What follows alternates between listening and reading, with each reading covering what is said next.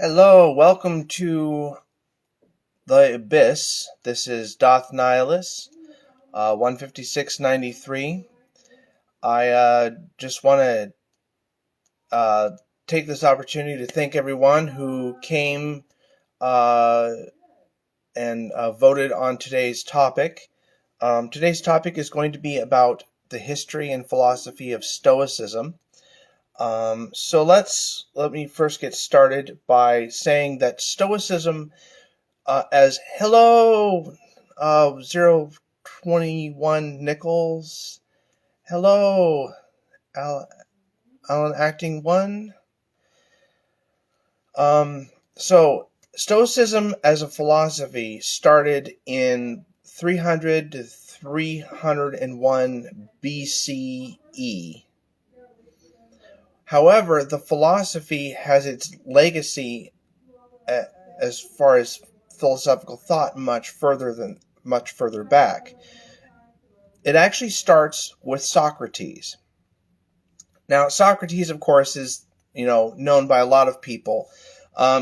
Socrates was a soldier. A soldier at one point. He fought in one of the uh, Greek wars. I forget which one it was. However, there was a famous story about Socrates that he went to the Delphi Oracle, and the Delphi Oracle told him that he was the wisest of all people, and so he spent his entire life trying to disprove the Delphi Oracle wrong. And he would use this method of asking questions, which is known today as the Socratic method. So, anyways, hello, welcome.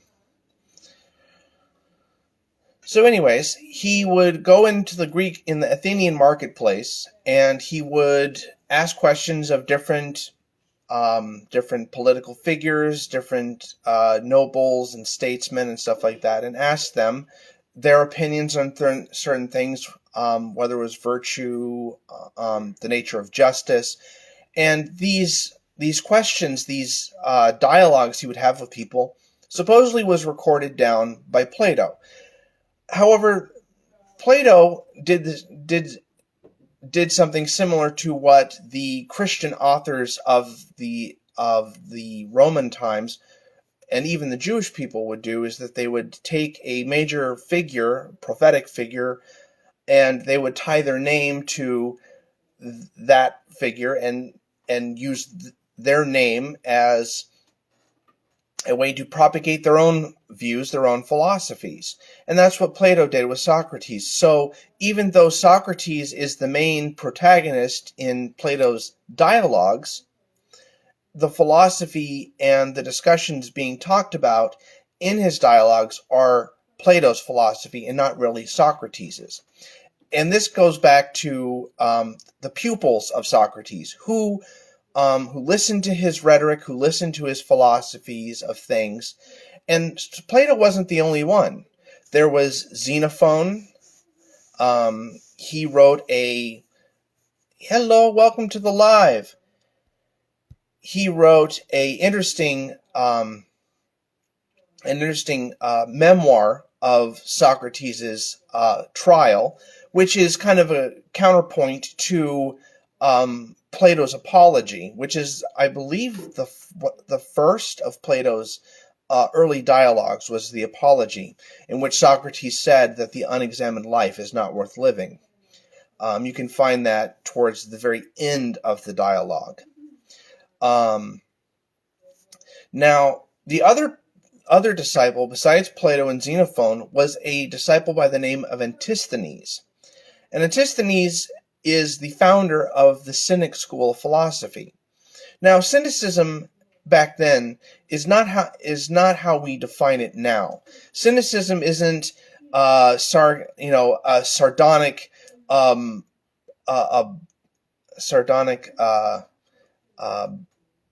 attack against social convention as much as, yes, Diogenes of Sinope, who I will touch on later, was sort of fit that bill. But cynicism back then was more or lines with like a Western form of Buddhism. Okay, it wasn't really interested in the gods or in theology as much. It was more focused on ethics and much more focused on ethics. Let me just put it that way. So, anyways, Antisthenes would walk 5 miles to the marketplace to listen to Socrates speak and to interact with him. And upon Socrates' imprisonment and death, Antisthenes set up his own school in a pet cemetery, which is why they were called the Cynics. Sino, which is Greek for dog. But yeah, he set up his school in a pet cemetery, basically. And so, like I said, the root of cynic is from the Greek word sino, meaning dog. Okay, that's established. Sorry for repeating myself. I just want to make sure that my points are being clarified and everything. I'm not a master of the English language by any measure. So, anyways, he would set up his school and stuff like that. And then one of his contemporaries later on would become Diogenes of Sinope.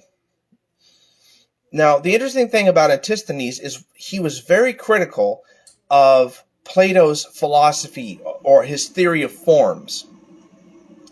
And he said in a fragment, I see a horse, but I don't see its hoarseness. And that was very interesting because his contemporary Diogenes would later go on to pluck a chicken and throw it at the academy because Plato's definition of what a human being was, what a human man was a featherless biped. And so, of course, this great cynic flair for sardonicism, and the other aspects of Diogenes' life is that he basically lived in a garbage can.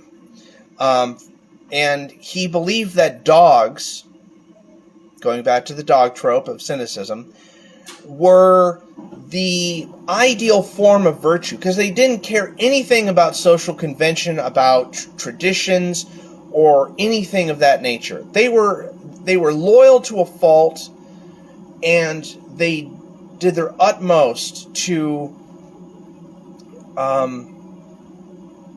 they didn't care. I mean, dogs literally lick their balls in public. They don't care about what people think. And Diogenes famously did this in one point where he pleasured himself in public, and he was actually arrested for this. And in the court, he said, "I wish I could," something along the lines of, "I wish I could satisfy my hunger by rubbing my belly," something to that effect. There's another famous story about Diogenes where he walked around the marketplace in broad daylight carrying a lantern, and when someone asked him what he was doing, he said, I'm looking for an honest man or a virtuous man, but I can't seem to find him." He's trying to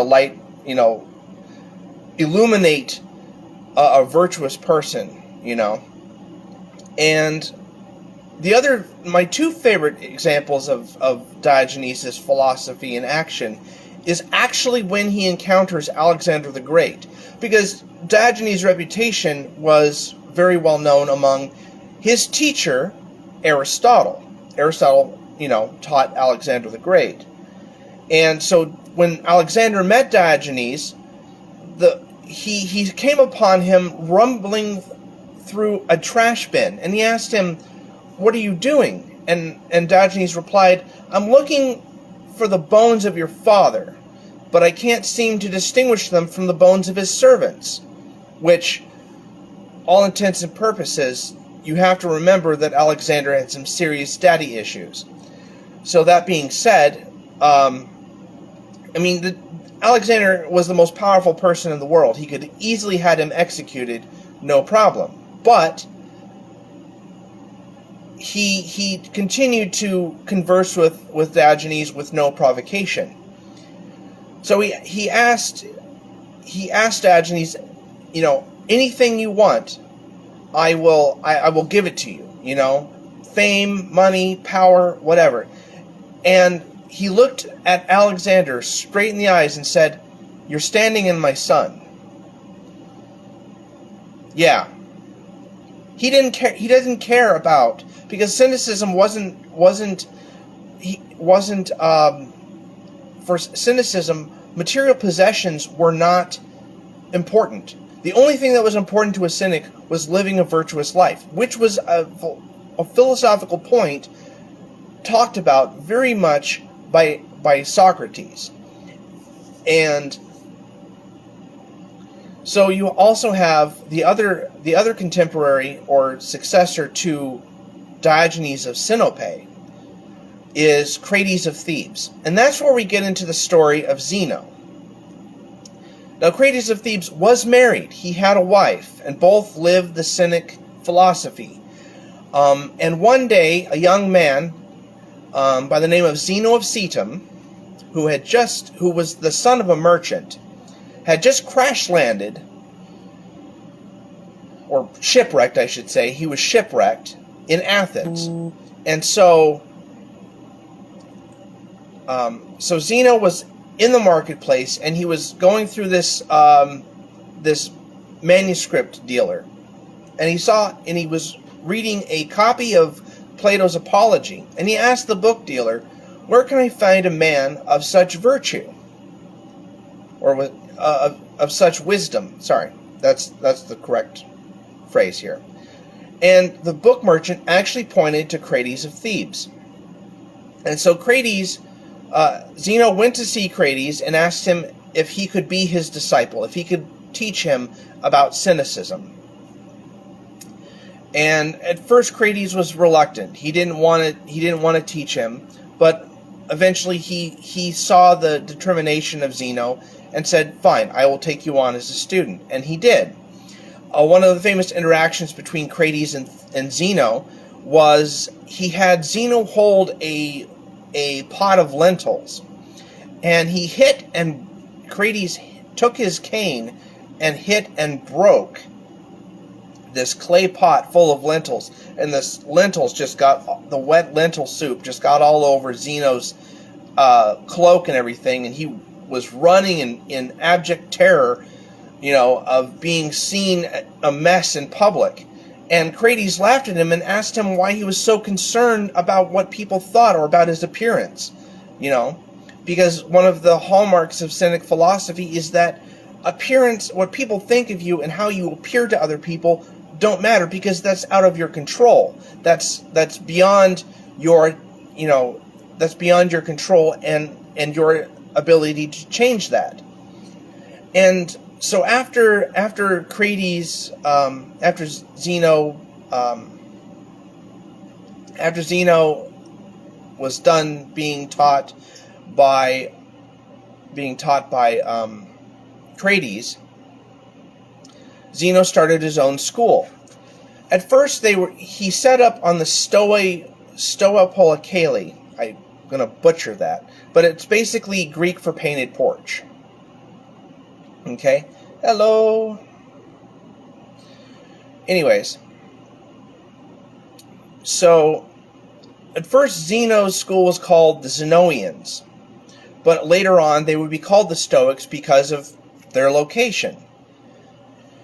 And of course, Zeno, being the founder, was a very wise person. He had a lot of different beliefs, and what he did was he combined those different beliefs into a system, a system of philosophy, a school of thought that we know today as Stoicism. He combined Heraclitean cosmology with Cynic ethics and Megarian logic. Now, I'm going to touch on each one of these points throughout when I talk about Cynic philosophy. So Zeno, some of the stories about Zeno are, there was a time when he was at a dinner or a banquet or something, and one of the people was criticizing Aristophanes, Aristophanes, the poet, the playwright, and he asked him, Zeno asked the gentleman, "Well, have you read anything by Aristophanes?" And the man's like, "Well, no." And he's like, "Well, then how can you give an informed opinion about this?" And the man very quickly shut up. And then there was another story of famous witticism by him where he said that you have 2 ears and 1 mouth, that you should hear more and talk less. I like that, I personally like that quote. He also believed that there is no evil is glorious, and death is no evil, but there's no such. Hold on, let me actually get the quote so I can say it properly. For anyone interested in Stoicism or Stoic philosophers or anything like this, I recommend this book, The Stoic Bible. It definitely has a lot of stuff in here that is of great importance.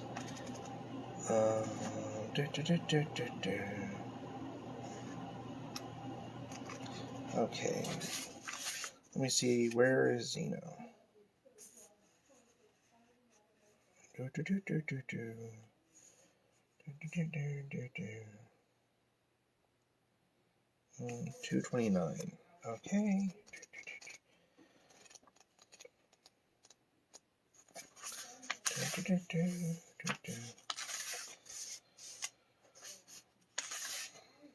Okay, here we go.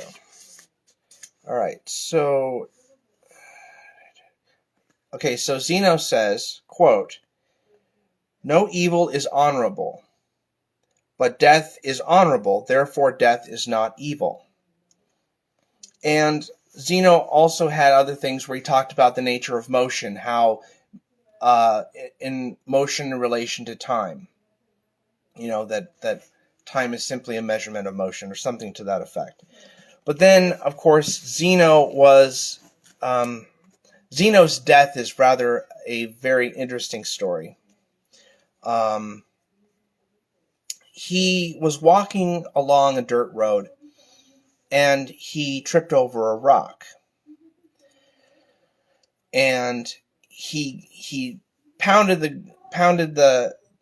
on the ground and said something along the lines, "Gods, why do you call me when I shall come of my own accord," or something to that effect. I'm just paraphrasing here. And he proceeded to suffocate himself to death, which the story highlights the Stoic concept of being in charge of one's own body, self-sovereignty, self-sufficiency, and that we shouldn't wait for death to come to us, that we should die. We should die honorably.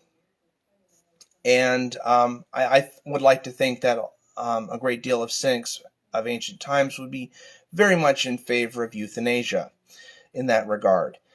But Zeno's successor, his name was called Cleanthes, and he combined Stoic philosophy with a almost religious zealotry. Okay. And he wrote a very interesting piece, and I want to read it to you. It's called "The Hymn to Zeus," and it's a great poem.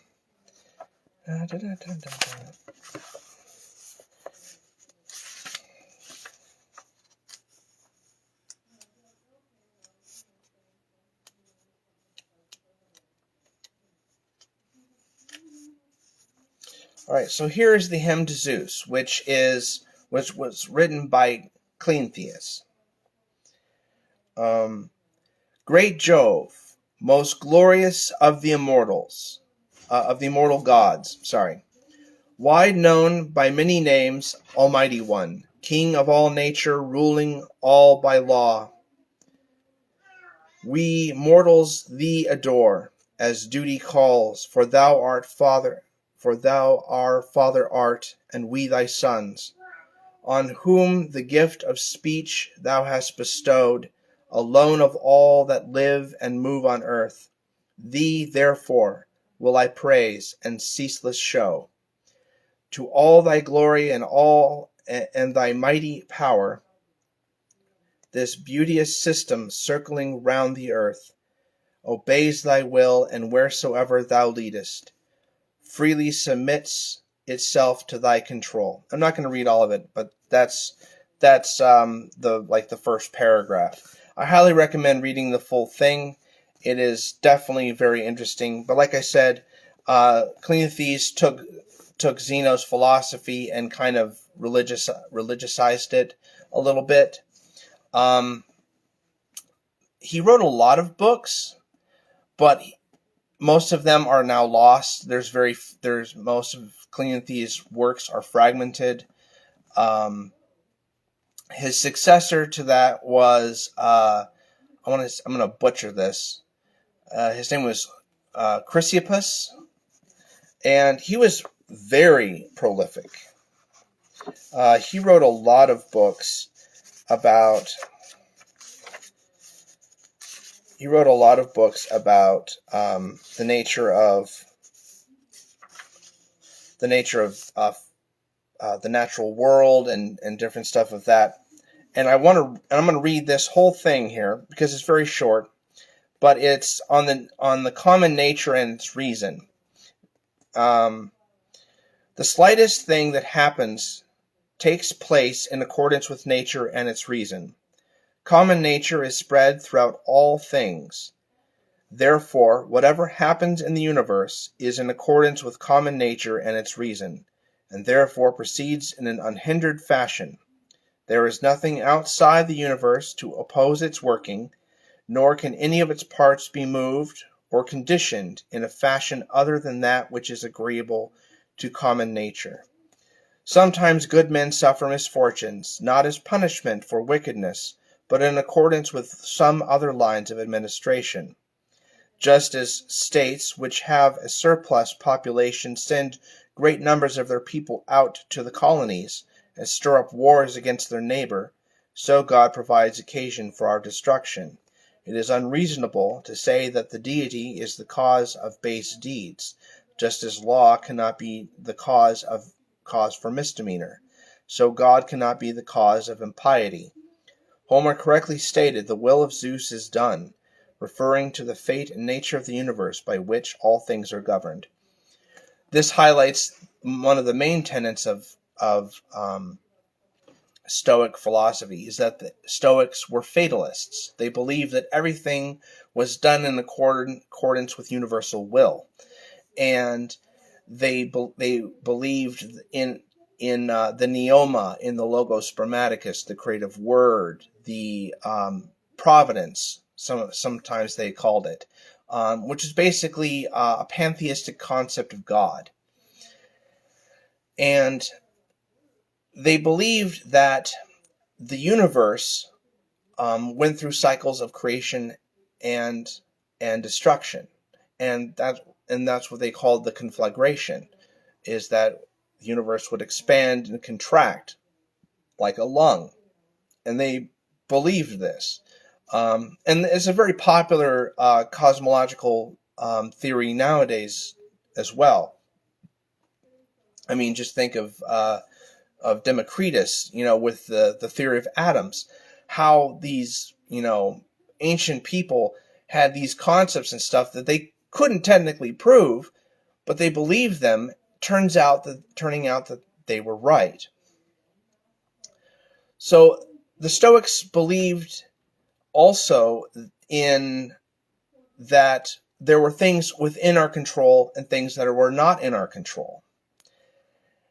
And one of those, and this goes to, this explanation is better suited if I read you a section from the manual by Epictetus.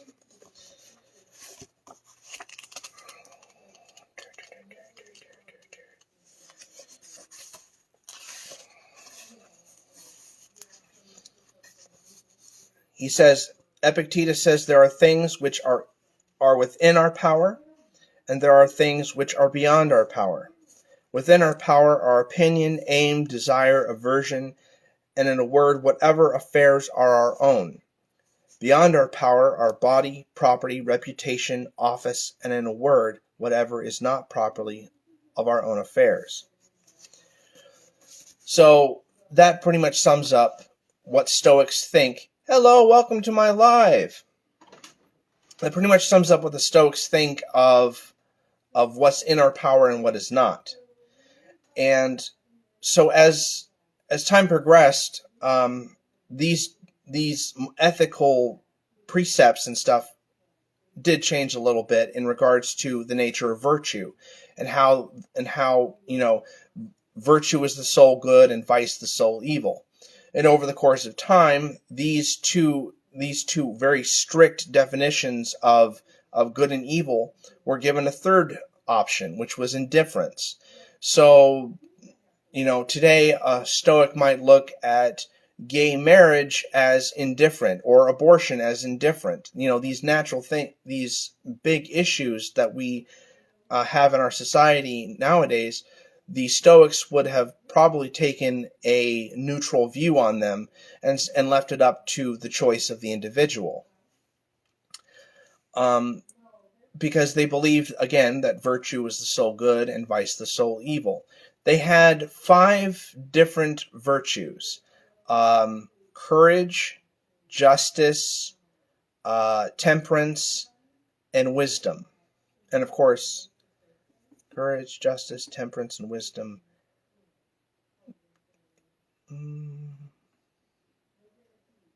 I think fortitude is the 5th one. But yeah, so hello, welcome to the live. So the Stoics changed over time, and after the original Stoic school founded by Zeno kind of dissipated over time, Stoicism was presented to the Romans via, I want to say, Poseidonus and Poseidonus of Taurus or something like that. And these were the Middle Stoics. There are not too many notable figures during the era of the Middle Stoa, only that the Stoic philosophy was introduced to the Romans during that time period. But the era that most people are familiar with at this time is the later Stoa, which is Marcus Aurelius, Epictetus, and Seneca. I'm going to start with Seneca. Seneca was a Roman statesman to Emperor Nero, and he wrote a series of letters to a friend of his named Lucius, and you can read these letters in this book, which is called Letters from a Stoic, Penguin Classics. One of my favorite letters or writings by Seneca is on the shortness of life, and I actually read that every birthday because I want to remind myself that life is short and that I should live my life to the fullest and not, a memento mori moment, basically. So Seneca was somehow tied with a plot to assassinate Emperor Nero. And Emperor Nero gave him a choice, that he could either be executed or he could kill himself. And Seneca chose chose to kill himself. And he chose to do it in the same way that Socrates was executed. And that was through drinking hemlock poison. It's not a very great way to go out. I'm just going to say that right now. But I respect the honorable aspect of it, that, he was willing to. It's kind of like, hey, welcome to the live, Leshtal. It's kind of like the idea of Bushido, where you're, you want to die an honorable death versus, I don't get honor anyways. So after Seneca, we have the other great Stoic philosopher, and that is Epictetus. Two of his major works are the Discourses and the Enchiridion, or the Manual. I probably butchered that. I don't know how to pronounce Greek, except thelema or agape. Anyways, so Epictetus was born a slave. Hello, welcome to the live, River. He was born a slave, and his slave master was very cruel to him. And there's a story in which his master was twisting his leg, and Epictetus said to him, "You're going to break my leg." And Epictetus replied, and when his master broke his leg, Epictetus replied, "I told you so." And that kind of goes back to another example, another example of bear and forebear. Okay, Epictetus talked very heavily about this in his Discourses, where he said that by enduring life, by enduring our obstacles, and not allowing ourselves to be not allowing ourselves to be controlled by these, by reactions to these external forces, that we maintain our control, our balance, and our power. And this kind of goes, back to the saying, if you get angry at somebody for something that they did to you, you are giving them your power. You are letting them control how you feel. And this basically goes back to what Epictetus was talking about.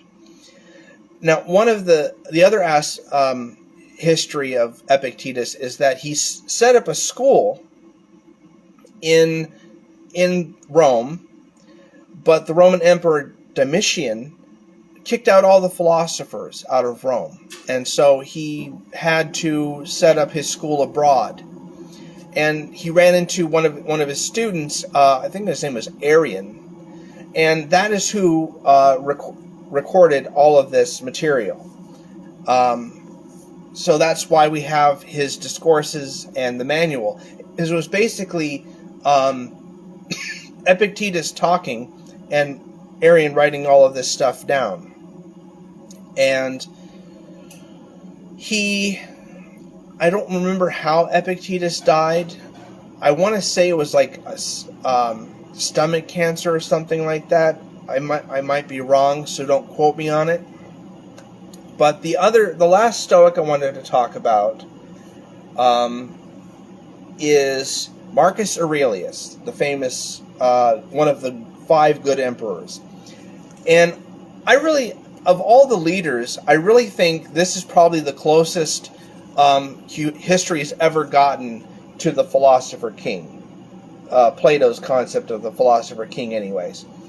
Marcus Aurelius wrote the Meditations while he was on the battlefield fighting to preserve the Roman Empire.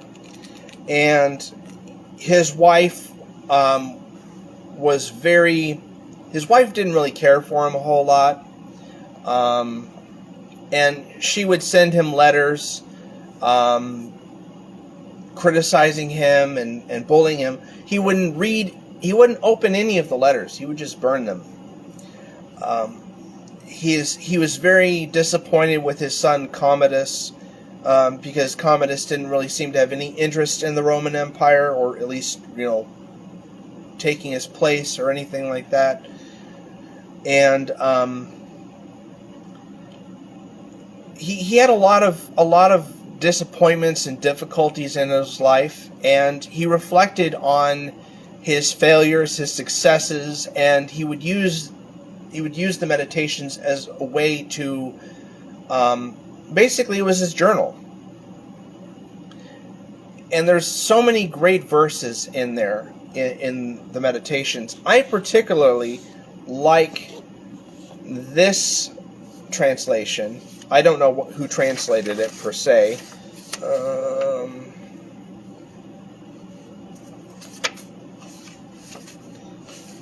It doesn't say who translated it. It probably does, and I just can't. But my favorite verse is, I've already shared one of them, but book 2 of the Meditations is another one of my favorite quotes from this. And he says, "Begin the morning by saying to yourself, I shall meet with the busybody, the ungrateful, arrogant, deceitful, envious, unsocial. All these things happen to them by reason of their ignorance of what is good and evil. But I, who have seen the nature of the good, that it is beautiful, and of the bad that is ugly, and the nature of him who does wrong, that is akin to mine, not only of the same blood or seed, but that it participates in the same intelligence and the same portion of divinity. I can neither be harmed by any of them, for no one can fix on me what is ugly, nor can I be angry with my brother nor hate him." And that talks a lot about how he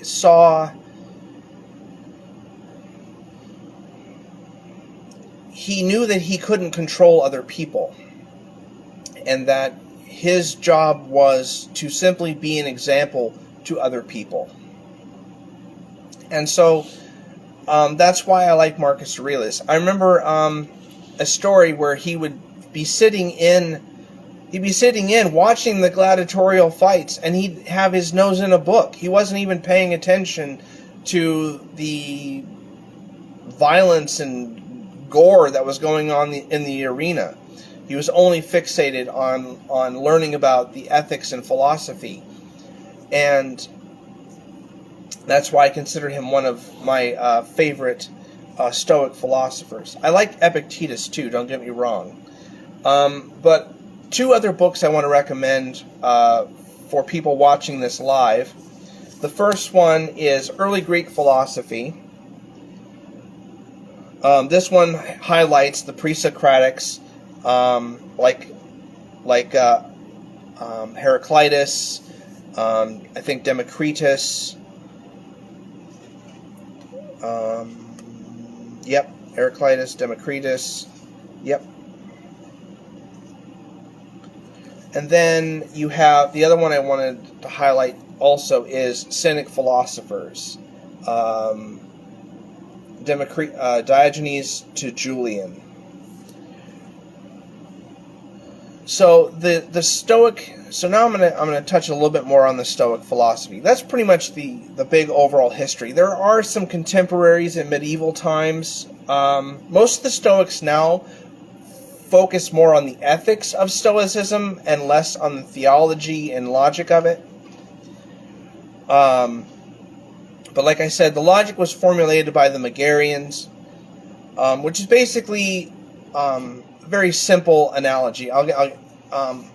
Here's a great piece of Megarian logic.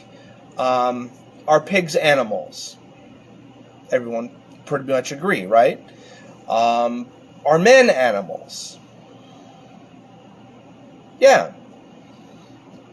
Therefore, men are pigs.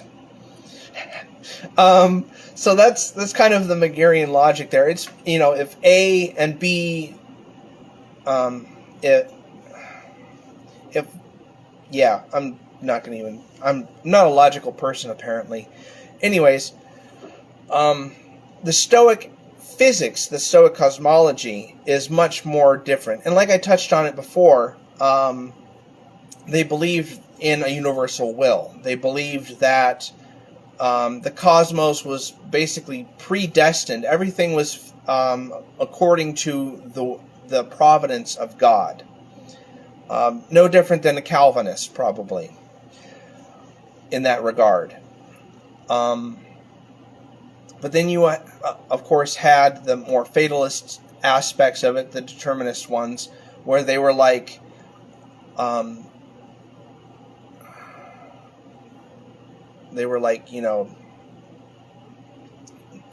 all of this, happens for a reason, and that reason is providence.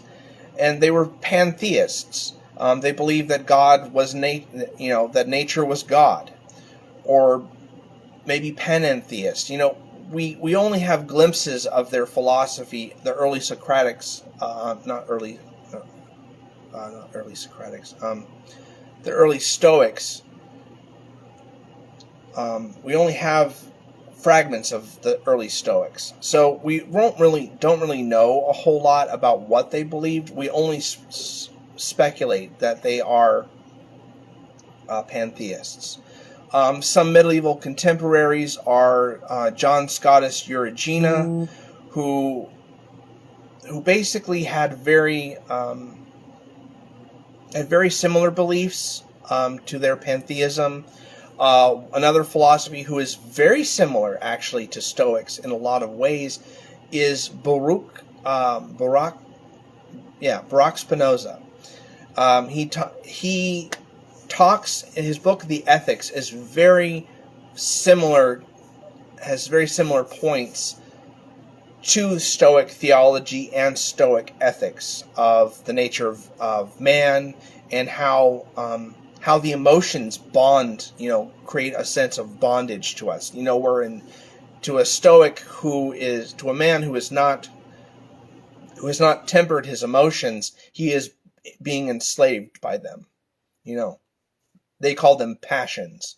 You're being enslaved by your passions, and you're letting the external world control you in that regard. So, like I said, the book I highly recommend is the Stoic Bible. It's a great book. It has tons of quotes from different pre-Socratic philosophers, Socrates, Plato, Aristotle, a shit ton of quotes, and it's a very good book. But anybody have any questions about the stuff I went over?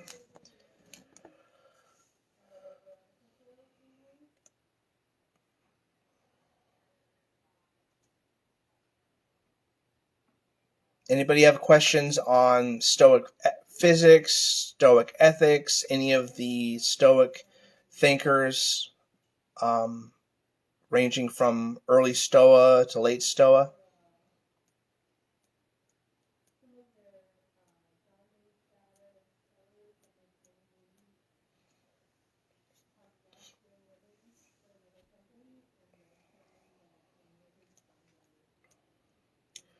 Well, I'm pretty much done with my discussion, so if nobody has any questions, I'm going to call it a night. So, anyways, when you talked about pagan versions of providence, it reminded me of Nietzsche's eternal return. Yes, that is exactly what the Stoics talked about, was the eternal return. Yep. Nietzsche was very familiar with Stoic philosophy, and that's I don't want to say that the Stoics believed in reincarnation, but they believe that when a person dies, that they return to the divine source. They return back to God, and they become one with God. So yeah, the eternal return for sure. Any other questions?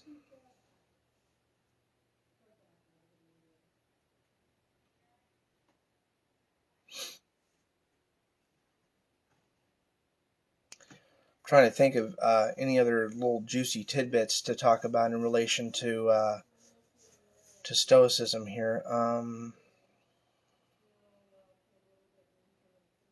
I think I touched on pretty much everything. Let me go over, see if I can. See if I can find some little tidbits for you guys.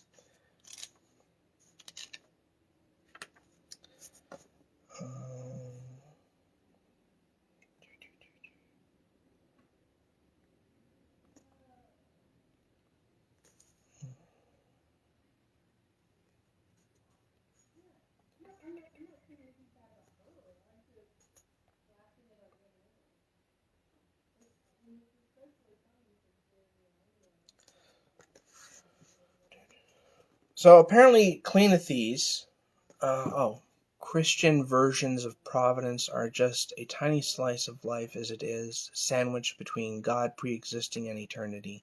Yeah, yep, for sure. The Christian theologians took a lot of interest in the Stoic philosophers, and they definitely incorporated some elements of Stoicism into their philosophy, which is why, thankfully enough, we still have a lot of these texts. And the same thing goes for the Islamic world. They're the ones who diligently kept all of these manuscripts intact, translated them into Arabic, and kept them safe and so that we have them today. And I have to say I can't thank them enough for the knowledge that they help preserve. Funny story.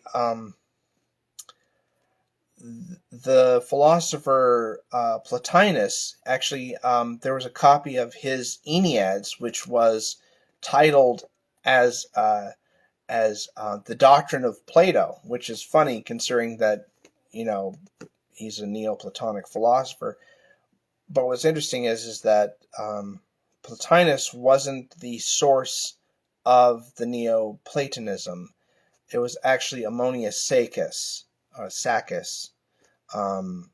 his teacher, that that taught him about that taught him Platonic theory and stuff. Cleanthes wrote over 40 works, which is rather extensive, but not as extensive as Chrysopous. I believe Chrysopous wrote over 305 different works in his life. Very prolific writer, but unfortunately, like with all early Stoics, a lot of the stuff is just fragmented over time.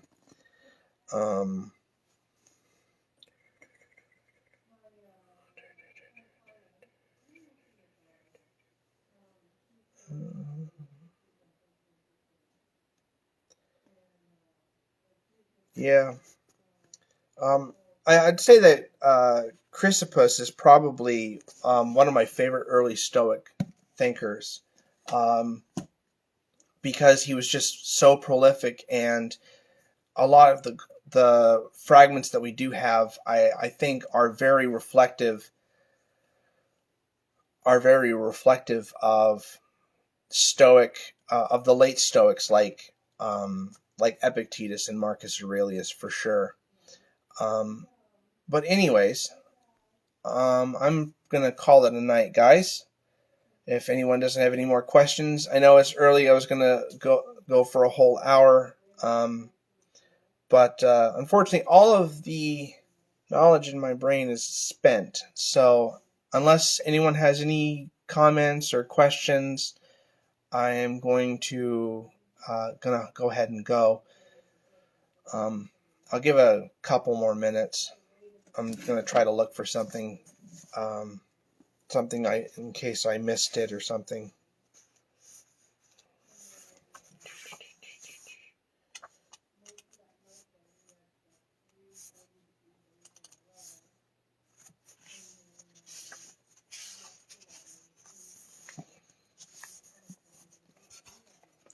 Oh, here we go.